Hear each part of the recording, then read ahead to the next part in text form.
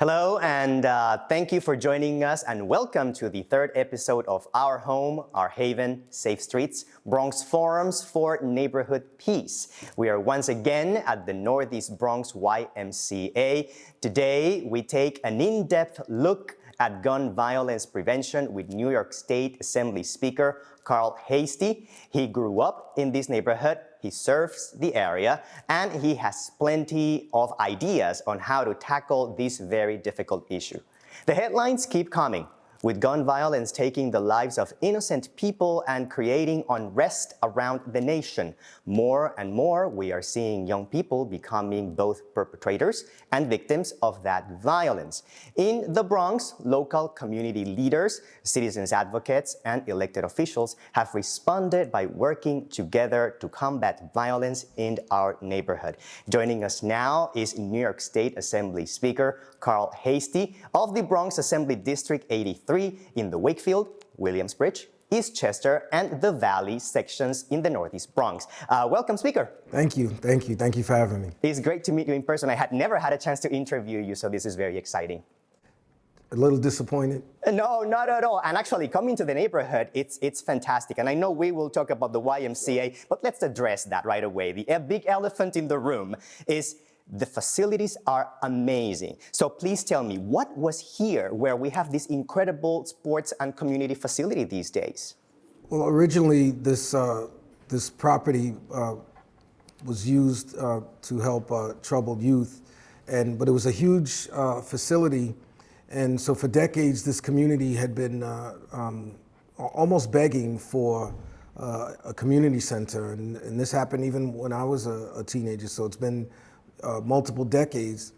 And then I'd say when Bronx Borough President Ruben Diaz was elected, and with some strong community leaders here, they put together the Northeast Bronx Community Association to really push to get a community center here.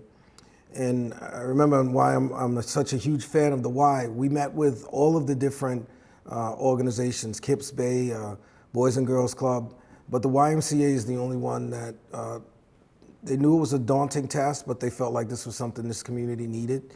And so with a lot of love and $60 million later, here we are. I know we will talk a little bit later on about the importance of programs and institutions like this in addressing the overall violence problem in neighborhoods. But let's get going on the gun violence issue per se. Now, I know you helped to establish the Extreme Risk Protection Order. Now, can you tell me, what is that? Well, if you look at the situation that happened in Buffalo, and what we're finding with a lot of these mass shootings are people who have some history of maybe some mental illness, or when people get interviewed by different, I'd say, health professionals, that if somehow they feel that there may be a need to question whether someone should be in possession of a firearm. So that's what we did in terms of the legislation, so that if that does happen, that you can get an order that says that you can either prevent someone from purchasing or possessing a firearm. How can we determine who is an extreme risk? To the person, him or herself, or to others? It's all of the above. It's harmful to themselves or to other people. And that's done by health professionals, law enforcement, people who know and interact with people. And it could also be family members can also say, hey, I think we might have a little bit of a concern here. So it's really about just trying to, for people who may be going through a tough time, like I said, or some history of mental illness, to say, hey, maybe it's not a wise thing to have them in possession of a gun. The legislation says something about bump stocks. What is that, and why is it important to be addressed? Well, there's people when they get firearms, they sometimes they manipulate the guns to become even more dangerous or more lethal, and oftentimes that is what happens where they try to increase the firing capacity of the gun. So we try to deal with that as well. And what about the background checks? Just trying to make sure that when someone tries to get a firearm here in New York State, particularly outside of city of New York, the New York City has its own different set of rules. It's very difficult to get a gun license here in the city of New York, but every time you apply to buy a gun here in the state of New York or possess a gun, there has to be a background check to make sure that, again, that we're going to allow people who are going to have a firearm to be mentally fit and responsible, and so that's why the background checks are necessary. Do you know by any chance how long is this process these days, or before the law was enacted? I'd have to get back to you on that. I know they have to respond to you in a certain amount of days. I want to say 7, but don't hold me to that. During that time, they're supposed to do any checks to make sure that if you're going to have a gun, that everything is okay. Now, you were also part of the creators of the Domestic Violence Escalation Prevention Act in 2018. What is that legislation? How does it fit into this conversation? Same, I say, set of circumstantial concerns, but a little bit of a different issue. Many of the victims of domestic violence, particularly with the shootings, it happens with an intimate partner. So again, if there's issues of domestic violence, you want to make sure that guns are not in the hands of someone who's committed violence against a partner. So it's another way to try to make sure that a situation that is bad on its own to not have a firearm in the hands of an abuser of a domestic partner. We're talking about legally licensed guns, right, in the hands of these people who might not be suited for that. This makes me think, now talking about legal gun possession in New York State, makes me think about the concealed gun carrying issue. It's been a lot in the news, in the courts, a lot has been said, but where are your thoughts about that now? The Supreme Court has made some very conservative rulings over the last few months, and what we've always wanted here in the state of New York was to make sure that if people are going to have, guns in New York, that you're not going to take them into sensitive places and sensitive locations. So the Supreme Court said that New York's law was unconstitutional, and so we had to work within the ruling of the Supreme Court by basically saying that you can't bring guns into sensitive locations, churches, schools, subway, things where large groups of people would come together to assemble, just trying to make sure that people are still being protected from guns. Those are the gun-free zones, right? Yes. Is that already going, or is that being challenged right now? I'm sure it's in the courts. It's being challenged, but again, we think it's when the Supreme Court gives a ruling, and then when you try to draft the ensuing legislation to deal with that, you do try to look at what the Supreme Court raised as the issues. So we feel like what we've done, but in this country, anybody can sue. This conversation today is part of a series of forums and conversations discussing gun violence in local communities and also searching solutions for peace. And a few people who have spoken on camera and also off camera before filming have expressed that, great, all these measures are fantastic. They tackle the issues of gun ownership and gun control from the legal point of view. But what about illegal guns plaguing the streets? Do you have any thoughts about that challenge there? I first want to give a little, context. The United States of America is 4% of the world's population, but yet we have 67% of the civilian-held guns in the world. There's 400 million civilian-held guns in this country. So it's basically 1.3 guns for every person in this country. And if you look at many of the other industrialized nations, they don't really have their citizens carrying guns. So if you just look at the statistics, and I urge your viewers to just go and see how many people are shot and killed in Japan, in Germany, in Great Britain, in France, and in Italy, and you'll see a stark difference between what we have here. So, and also since the pandemic, the number of gun sales have doubled. So now why do I bring that up? Because your question was illegal guns. Every illegal gun starts legal somewhere. And the pipeline of guns that comes here into New York come from guns being purchased in other states, and then there's an underground, a black market that brings the guns here. So the issues that first of all, I think this country has a fascination with guns that I don't understand. And I think that at some point as a country, we have to look in the mirror about this need to have so many guns in the hands of civilians. But now that we have the flow of guns that, like I said, a lot of times they start off legally, but they end up here on the streets illegal. Now it becomes a problem. And it reminds me, I love to tell the story that, Governor Mario Cuomo, he spoke, I believe it was at my college graduation, and he told the story of the poison well. And he said that often, people would drink from this poison well, and everybody would focus on trying to cure people after they drank from the poison well, but didn't spend enough time trying to figure out why the well was poisoned in the first place. And so here we are. And this is what ends up happening, whether it's law enforcement, whether it's the police department, we're dealing with the situation after people have already drank from the poison well, that they've now found people in possession of illegal guns. So there's a lot of things that, that go into play. That one, I think we need to try to do something about the flow of illegal guns. And there's a lot of things that, hopefully that we could get the federal government to do to stem the tide of federal guns.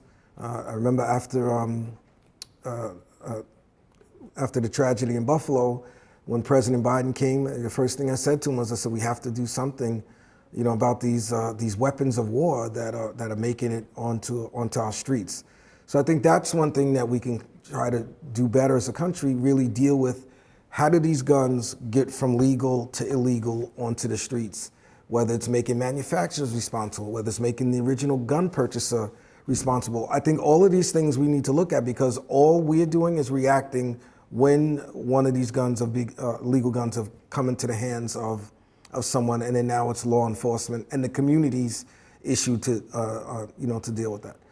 So also we're trying to put more funding into into cure violence and a lot of these organizations that they know the streets better than a lot of us do, and they try to I'd say quiet down some of these tensions. A lot of this stuff is gang related, and it's these these beefs, whether it's through various forms of the YouTubing, even with music. So there's a whole lot of things that are really at the core of all of this, but we only reacting when someone has been shot or when someone has been arrested with a gun.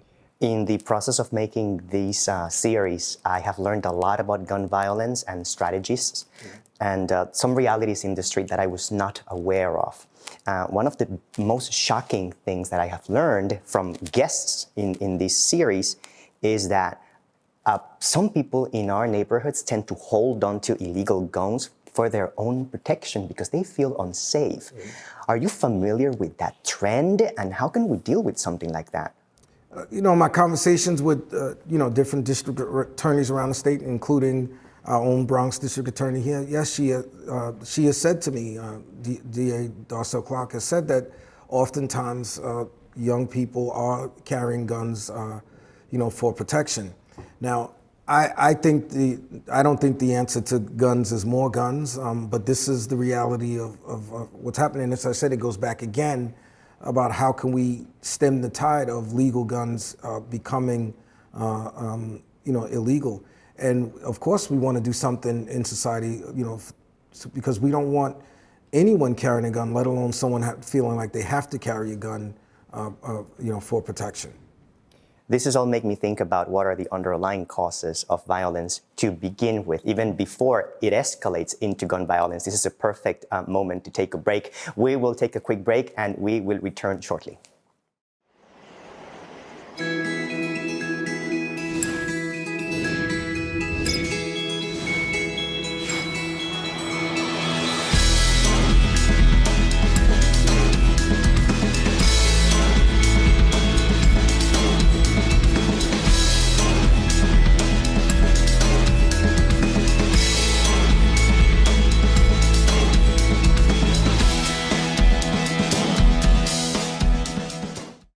Welcome back to our home, our haven, Safe Streets, Bronx Forums for Neighborhood Peace. We are talking with New York State Assembly Speaker Carl Heastie about how to reduce gun violence that permeates our neighborhoods. Assembly Speaker, as you and others work to reduce gun violence, what do you think are the underlying causes of gun violence? I'd say these last couple of years have been extraordinarily difficult. Dealing with the pandemic, mental health has been I'd say a large part of that. If you try to reach out and try to get to a mental health professional, you often are waiting, and that would give an idea of just how these last couple of years has affected I'd say all of us as Americans and New Yorkers. So I think mental health is a big part of it. Poverty is always a correlation between poverty and crime, unemployment. People don't have jobs, and the inflation, the cost, and then we've always had situations with gangs, and I just think it's really kind of taken off in these last couple of years. So addressing those things, and that was I've often said is. Sometimes I'll respond to people's comments on Twitter, and I'll just remind people that we have to look at all of the factors that drive increases in crime and gun violence, and not just, again, like I said earlier, being reactionary about just how do you imprison or jail people after it already happened. Let's be more proactive in trying to prevent these people from even having to be dealt with the criminal justice system. It seems to be such a broad landscape of things to do, but where should it begin, or where can it begin? I think it's all of us. It's government. It's families. It's community. It's all of these things. Work together. It's businesses. It's providing people with jobs. It's the education system. It's college. It's everything that's a part of society. I think helps to do this, because there's all kinds of correlations. I'm a numbers guy. Usually when the economy is doing better, crime is down. So there's certain things that when it happens, and I know that we're on we're in a new normal in dealing with the pandemic, but those are some very dark days that we were dealing with. Days that we had not seen in the world since the early 1900s. And so I think we're still dealing with the after effects of that, but I think the pandemic did allow for us to have an opportunity now to refocus on trying to deal with some of the things that maybe weren't as, I'd say, prominent in our minds or in front of our faces. And so I think that trying to deal with these societal contributors, I think, will help us deal with crime and also deal with the increase in gun violence. You mentioned statistics and increases and decreases in violence and gun violence specifically. There's been an increase in gun violence, I think statewide, if I am not mistaken. A lot of guests in this series, they have said, mostly off camera, that maybe criminal justice reform is related to it, that people are being released prematurely back into the communities, and also that there seems to be that the system itself is sending a signal to potential criminals that accountability is not all there as it was before. I know you have addressed this openly and fully frontal many times. Can you tell us, where are your thoughts about it these days? As you said earlier, I think some of these are sound bites. If laws alone prevented crimes, no crimes would ever be committed. So, to say that a message is being sent to to criminals, I disagree with that. I don't think most people, whether you're a criminal or just an ordinary citizen, are not aware of what the criminal penalties are on certain crimes. So laws and potential sentencing has never been a deterrent. Just like the death penalty, people still commit murder even in states that had the death penalty. So again, I think it's sound bites. Like I said, I'm a data-driven person. I'll never profess to say that any law that has ever been written, before I was Speaker and even after I'm Speaker will ever be perfect. However, I think we have to have data and not just sensationalized stories. Because remember, this stuff started even before bail reform took effect. Particularly, I'll say that, the New York Post is just every day. And so sometimes I even look at, the stories and I just say, I don't even understand how bail reform or criminal justice reform is at the core of what the issue is. I just think, and some people are using it for political purposes, that, we inherently as people, we always want to know why. And so I think right now the easiest and most political thing to do is to blame criminal justice reform. But on the other side of that, that people don't talk about, since we've instituted criminal justice reform, the number of people who have shown up to court has actually increased, or I'd say in the other way, the number of people who have not shown up to court has decreased. The amount of money that we've saved, it's been hundreds of millions of dollars, because it costs you 10 times as much money to incarcerate someone than it does, to educate them. Now, I am in no way trying to ignore the fact that crime has increased, but I just ask anyone who wants to blame criminal justice reform, I just ask this one simple question, and no one seems to be able to respond when I ask this simple question. If criminal justice reform, and particularly bail reform, is the reason why crime has increased in New York State, then why has it increased across the country at even higher rates in those states that haven't even done any criminal justice reform, including deep red Republican states like Texas and Florida and things like that. So this is a nationwide problem that we're grasping with here. But, some people want expediency, and we always want to be able to point the finger at something, and the criminal justice reform has been the thing for people to point to, setting aside all of the positive stories that have come out of criminal justice reform. A lot of times, when people are incarcerated, most cases in this state are resolved not by going to trial, they're resolved by plea agreements. And over the course of history, people who are incarcerated end up pleading to a higher sentence to those who are not incarcerated. Families are torn apart. Just remember, when you are arrested or indicted, this is still a country that I believe is still a country that believes you're innocent until proven guilty. And so while that process is being undertaken, many people were being, held in jail on charges. And by the time their case was resolved, they had lost their families, they had lost their job, they had lost their housing.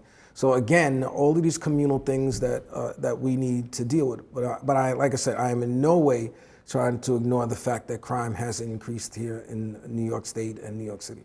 Another topic that continues to come up in this series is the issue of ghost guns. Mm-hmm. How big of an issue is that? Well, just the name alone, ghost guns, it's very difficult to detect them. So that's why we want to make sure that we don't allow them to be happening. We've done, passed bills in the Assembly wanting to deal with, ghost guns, because that's even, in effect, it's even more dangerous than I'd say a regularly manufactured gun, because it's harder to detect these ghost guns. Is there anything that can be done about that? I know it's a very complicated topic because it involves international trade laws, mailing laws. Again, it's like a lot of times, guns are wholly made out of metal. And so, with these ghost guns, there's ways for them to have these trigger actions without the normal components of what puts together a gun. So yes, it is very difficult. Speaker, in terms of gun violence prevention or violence prevention in general, what other legislations are pending coming down the pipe, other issues that you and the legislature might want to be looking into next or are looking into next? I think we want to try to have like more services, more intervention in and around schools, having more.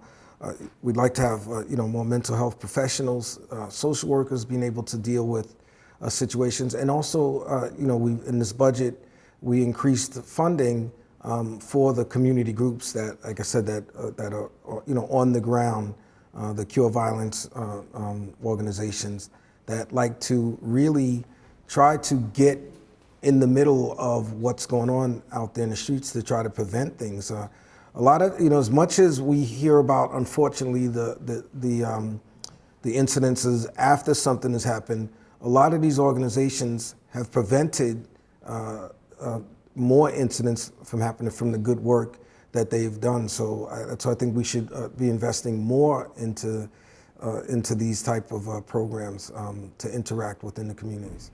Will we ever see a solution to this problem? My personal solution would be we should be like every other. Listen, I respect the Second Amendment. I don't agree with it. But I think until this country, behaves like the other industrialized nations with, deterring their citizens from possessing guns, I think we're going to continue to see gun violence and mass shootings. I hate to say it and sound like a pessimist, but I'm being a realist. You mentioned, before we go to a break, you mentioned that you spoke to the president about it. In terms of federal policy, what changes are still needed there that could help? I think the flow of guns between the states, as I said, tracing a gun, often when it's purchased, there's ways for them not to be able to account for that gun when it makes it here to New York illegally. Trying to have the ammunition to be recognized based on the gun. So all of these things I think would be great. I think those things would be a deterrent. If someone goes and purchases a gun, and if even the manufacturer, and that you could be held responsible for what ends up happening, it's just like we need people to be more involved in caring about what happens after that gun has been purchased legally in another state. New York probably has some of the toughest gun laws in the nation. If you get caught with an illegal gun, and that's something else we haven't really dealt with. When the effects of the pandemic is the court system was heavily delayed, and so if you get caught with an illegal gun here in New York, you're facing a 3.5 year prison sentence. But again, the court system was backed up. All of these factors, but I think the federal government can be helpful because we can continue to have the strongest gun laws here in New York, but as long as guns can still make it here from Pennsylvania and from the South, it's really still going to continue because again, we're only dealing with the problem, the situation at the point right before there's an incident or after there's an incident. And when I say right before is when someone's caught possessing a gun or after someone's been caught after using a gun. When we return, we will show you a little bit of the Northeast Bronx YMCA with Assembly Speaker Carl Heastie. And we'll also talk a little bit about the importance of organizations and places such as this one in helping battle gun violence. We will return.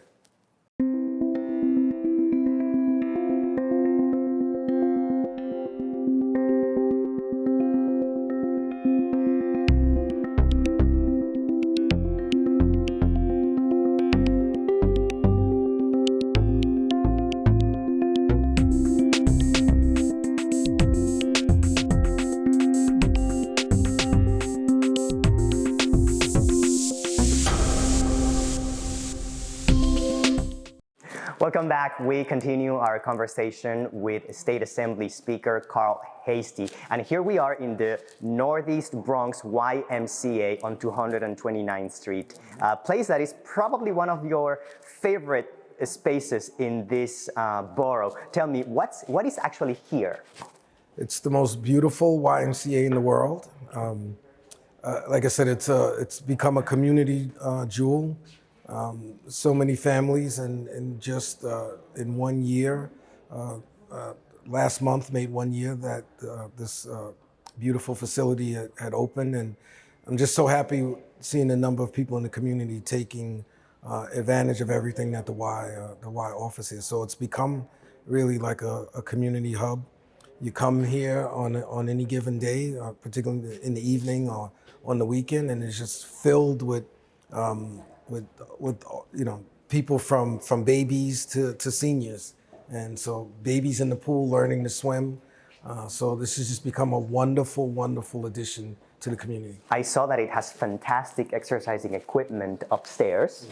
And also spaces for everything from yoga to dance. And now, where are we heading now? This is the lobby right here. And I see also a lot of green spaces and terraces, really beautiful outdoor space. A lot of input was given, one by the YMCA, but also people from the community to kind of keep the importance of, because I said before, this was a beautiful wooded area. So if you look at the forestry that is there, and also the design, this looks more like a college campus than just I'd say a fitness facility. And so we're walking along here, and then further up is the two pools that are here at the Y, and then also the gym where people play basketball and volleyball, and during the summer they host the kids here to get the exercise during day camp. The ambiance is very relaxing, and it makes me think, what is the role of programs and facilities like this in the issues of violence that we were describing earlier today? You know, one of the things that I've learned over the years about why kids sometimes unfortunately join gangs is the sense of belonging. There's a sense of I use the word family in quotes, but we want to give young people those positive things by this being a community center. Families come here, all kind of generations interact with each other. So we want to have positive places for young people to come to keep them away from the gangs and all the other things outside that can send them down the wrong path. We were talking off camera that you were born and raised in this neighborhood. I was wondering, what difference would an institution like this have made in your life if you would have had access back then? Just, a place to go, particularly when it's cold and rainy, like today. Because this community has, lots of parks, but that's seasonal. And so, I was in here on Sunday playing basketball with a couple of the guys that I grew up with, and we said, in the wintertime, we really didn't have anywhere to play basketball. So the fact that, on a rainy, cold day, that you can still come in a beautiful place and get your exercise and work on your teamwork and community building. So this is something I wish we did have when I was growing up. But I think part of me not having it growing up, that's why it was such a mission for me to make sure that we got this here in this community. So what was your childhood like in this neighborhood? No, it was great. I wouldn't change my upbringing, for anything in the world. I believe everything that happens to you in the past helps to point to why you are where you are here in the present. So I wouldn't change anything. I'd say that happened to me, in my life, in my upbringing. What kind of kid were you? Maybe I would say I would wish that my parents were, with me a little longer. But I was actually very good kid in school. I did very well in school. I used to like to talk a lot, even though I'm not that way now. But I used to. I was always good in school, and I really just enjoyed hanging out in my community. Let's continue the talk. So we're heading now toward the pool area, the basketball courts over here. I have seen here great locker facilities with showers, and these are the pools. Yes. And what services does the pool offer? They have swim aerobics here. They have community swim. They do swimming lessons for all ages, and then the two pools. So at one side they'll have like family swim, or you want to do lap pool, or then they'll do the swimming lessons. And then the exercise classes are have become so popular, they've had to add many more exercise classes the swim aerobics, I think, is probably the hottest thing that people like here at this pool. I see the pools go from 3 feet to 4 feet and 6 inches. That's deep, but not that deep. Any reason why?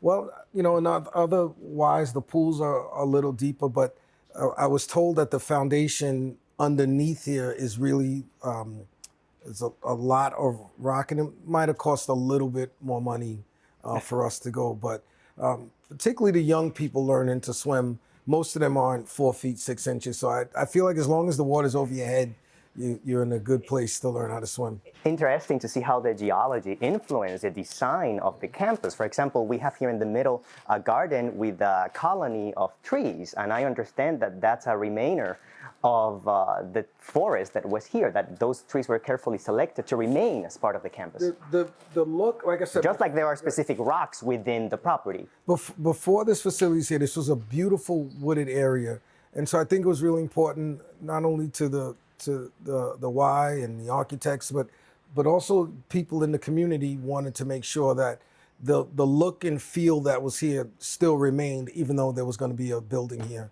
in the midst of the property.